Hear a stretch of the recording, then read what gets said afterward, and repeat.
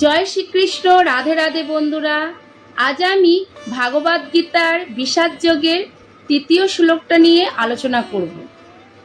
পশৈতাং পাণ্ডু পুত্রানামাচার্য মহতিং চুমুম বুড়াং দ্রুপদ পুত্রেণ তব শিষ্যেন ধীমতা।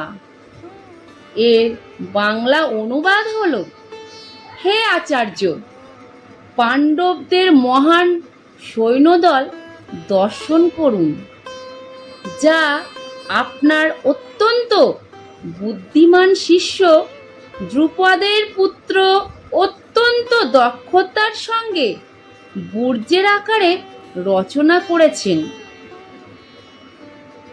এবার আমি তাৎপর্যটা কি এই শ্লোকের সেটা নিয়ে আলোচনা করছি।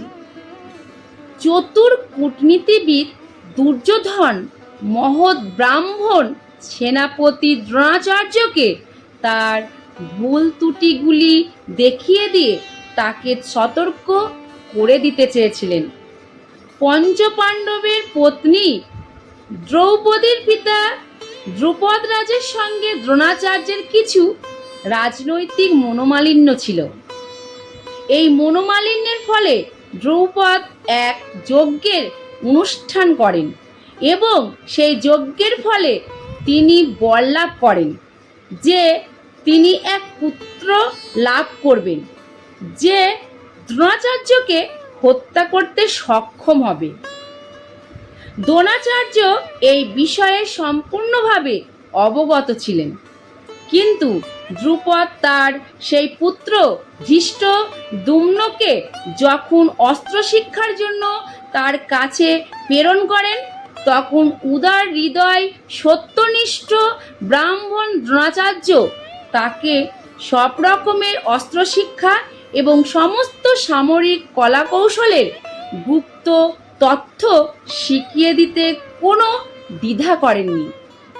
এখন কুরুক্ষেত্রের যুদ্ধক্ষেত্রে ধৃষ্টদ্যুম্নকে পাণ্ডবদের সঙ্গে যোগদান করেন এবং পাণ্ডবদের সৈন্যসজ্জা তিনিই পরিচালনা করেন। যে শিক্ষা তিনি দ্রোণাচার্যের কাছ থেকে পেয়েছিলেন, দ্রোণাচার্যের এই ত্রুটির কথা দুর্যোধন তাকে স্মরণ করিয়ে দিয়ে বলেছিলেন, যাতে তিনি পূর্ণ সতর্কতা ও অনমনীয় দৃঢ়তার সঙ্গে যুদ্ধ করেন। দুর্যোধন মহৎ ব্রাহ্মণ দ্রোণাচার্যকে এটিও মনে করিয়ে দিলেন যে পাণ্ডবদের, বিশেষ করে অর্জুনের বিরুদ্ধে যুদ্ধ করতে তিনি যেন কোনো রকম কোমলতা প্রদর্শন না করেন, কারণ তারাও সকলে তার প্রিয় শিষ্য। বিশেষত অর্জুন ছিলেন সবচেয়ে প্রিয় ও মেধাবী শিষ্য।